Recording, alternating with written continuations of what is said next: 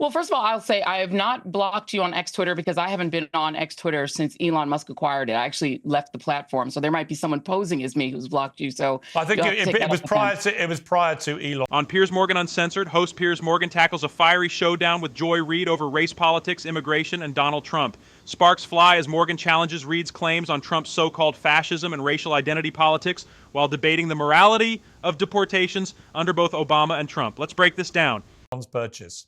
Oh, okay. All right. Well, so this is an interesting conversation because there is no one who is more obsessed with racial identity politics than Donald Trump.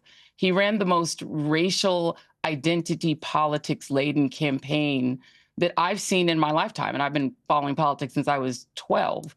The point of his campaign was, if I was to sum it up, that immigrants, whom he identified as gang members from Venezuela, as people from S-hole countries, as essentially any non-white migrant or immigrant in the country, were vermin who were poisoning the blood of our country. Well, he was talking about criminal, illegal immigrants. He was talking. Well, hang on. He was talking. You can't misquote him off the top. This is my point, though. This is my point. I remember. Let me just say something, Joy. I remember when he won in 2016. I was at the New York Knicks the next day with my eldest son, and Chris Rock was there at the next table. And we got talking. I said, "Why do you think Trump won?" And he said, "You know why?" He said, "If someone's murdered 8 people, stop going around saying he's murdered 9." And he didn't mean Trump had actually murdered anyone. What he meant was, there's plenty to criticize Trump about. I've done it myself many times. But there's also a lot of stuff that resonates with people. And I think it's the over-exaggeration, the over-demonization of Trump is part of the problem. This line exposes the recurring media tactic of demonizing Trump to the point of disconnect from reality, alienating voters instead of persuading them. And your characterization of his depiction of immigrants, you said the word immigrants. Actually, what he was talking about repeatedly on his stump in his rallies was specifically illegal immigrants who come in illegally, who are criminals, who are already convicted criminals who've come into America across the southern border in huge numbers, who are criminals. He wasn't talking about non-criminal immigrants, as you tried to put it there. So there is a difference. False. No, first of all, it's absolutely false. Let's talk about, for one example, the Haitian immigrants in Ohio. These are people who were in the country on a legitimate visa, who are actually improving that community by taking jobs desperately, where people desperately needed to hire and did not have any, enough American-born employees, and they were hiring these folks. They were taking badly needed jobs. They were improving the community economically. He accused them of eating people's cats and dogs. He characterized them as if they were animals. These are people. Here, Reid delivers a scathing indictment of Trump's rhetoric towards immigrants, drawing direct parallels to dehumanizing fascist language and Nazi terminology.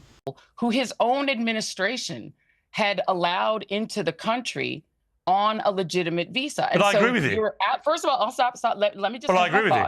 So his all-encompassing term about immigrants being vermin and poisoning the blood of the country was all-encompassing because it included them. And in his mind, it included anyone who he said came from an S-hole country, meaning if you came from Nigeria, if you came from the Gabon, if you came from any country in Africa. He in a blanketed way depicted immigrants, again, with Nazi terminology, vermin. Well, let's leave Nazis out of it. You know what? Whenever people. Let me finish but Joy, it's taken you what? It's taken you 4 minutes, and you've called him a Nazi already. Come on. And now, what we're seeing are masked federal agents sweeping up cooks, abuelas, people who work on farms, picking up dishwashers. Any brown person, and Tom Homan said, based on one criteria being their appearance. It's overwhelmingly brown and some black people. We're not seeing them sweeping up white folks on the street. Donald Trump ran a racial identity campaign. And yeah, this is America. That is appealing to, unfortunately, a lot of Americans. Well, actually, it turned out to be very appealing to Latino Americans who voted for him in record numbers. More Latinos voted for him than voted for Kamala Harris, the non-white candidate. More Black Americans, African Americans voted for Trump this time round than first time round. So for Not this, true. for this, statistically, it was the same. The same number of black Republicans voted for him that more black Americans voted for Trump this time than last time. It was the same. And by the way, this is the other challenge. There is a phenomenon, and my family are immigrants, and there is a phenomenon among immigrants of slamming the door behind themselves. And by the way, more Latinas, women in the Latino community voted for Harris. But there is a phenomenon. If you talk to people who actually are in the community and study this and spend a lot of time on it, journalists who studied it, there are a lot of Latinos who want so badly to identify with Americanness that they identify against fellow immigrants. That is not a new thing. No, but maybe they weren't identifying. Maybe they weren't identifying. But Joy, that's not new. Maybe they were just blackness. And let me respond to that. The Latino community is not new. It's let me respond to that. Exists. Maybe they were just sick and tired of people like you, and I say this respectfully, but people like you constantly calling Trump a Nazi. Maybe they thought it was ridiculous to compare. Don't call people vermin and say they're poisoning the blood of our country. That's not terminology. Don't use it. You have repeatedly, over the last few years, called Trump a Nazi. Now, the Nazis were the most despicable, awful human beings we've seen in 1,000 years. They murdered 12 million people, 6 million Jews in the Holocaust. Trump is not a Nazi.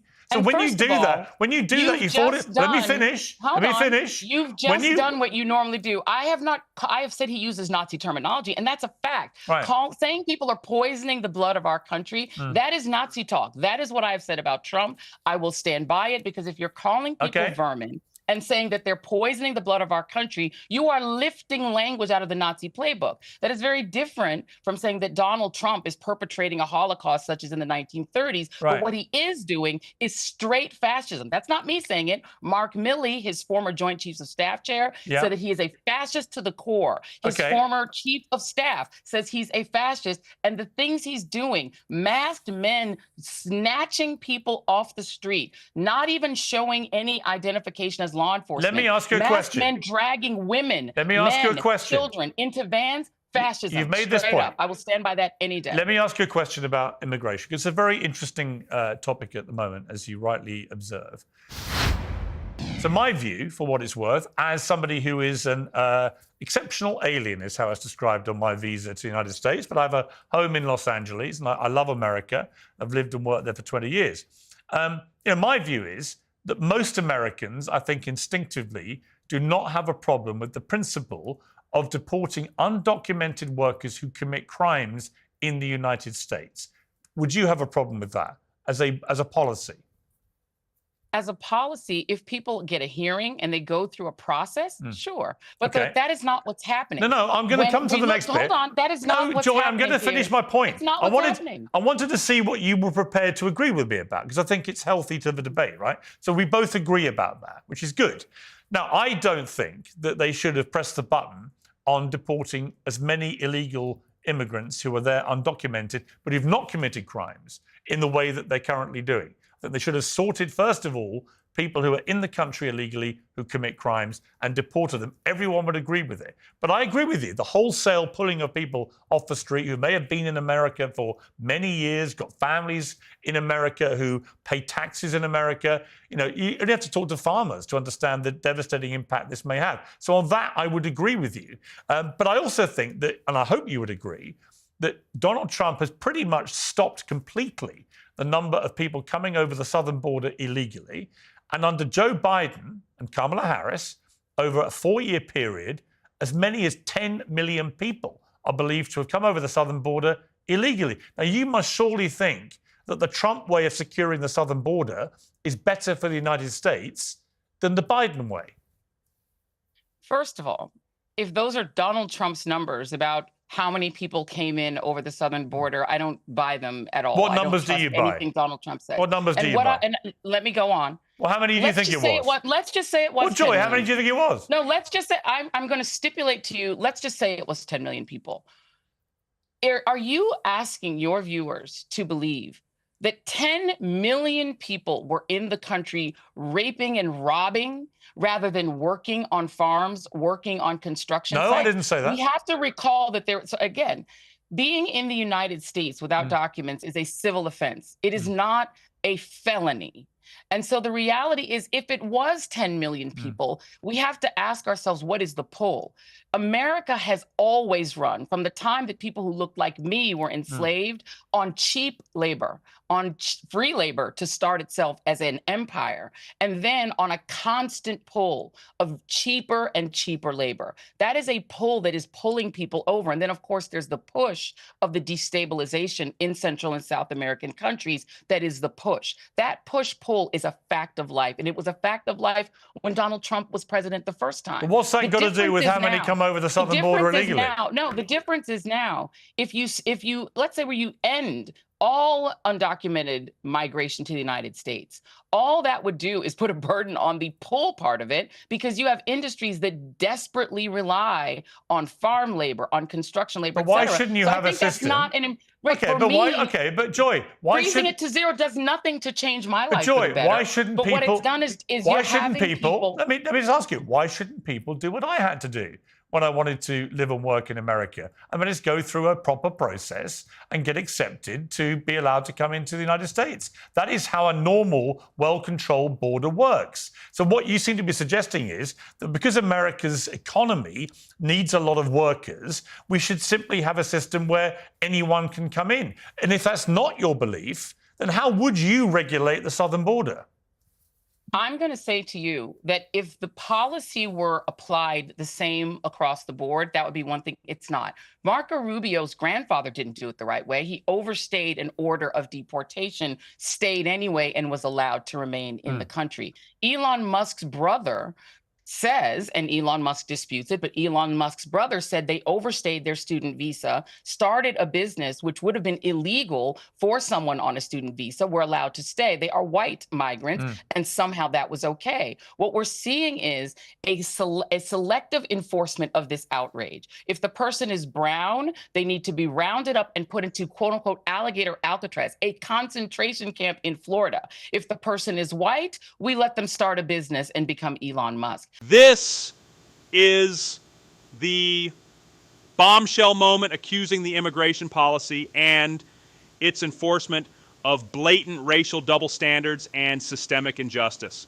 What's happening is that Stephen Miller has said he wants 3,000 people a day rounded up. And he has said he doesn't care where they have to get them. He wants ICE going into Home Depot. He wants them going on construction sites, going onto farms, and dragging brown people and into detention. They're putting people in private prisons that are unregulated by the federal government. We've heard stories of people eating rotten food, having to use but you still haven't told me what you would do for the restroom. And so the reality is, what we have right now is we have a system of literal terrorism against brown migrants simply because Stephen Miller does not want them in the country. As you know, they're not all brown, as you know. Well, the vast majority are. Well, but you haven't answered my question also. If you were running the southern border, if you were in charge, if you were the border czar, what would you do? Would you let them all in, or would you stop some of them coming in? This explosive exchange lays bare the bitter fight over America's racial politics and immigration policies. Piers Morgan challenges Joy Reid to confront uncomfortable truths about selective enforcement and racialized narratives within both major parties. Viewers are left to question who truly wields power and whether claims of fascism or victimhood mask deeper political agendas. Drop your take below. Who won this battle of words, and what comes next for America's immigration debate?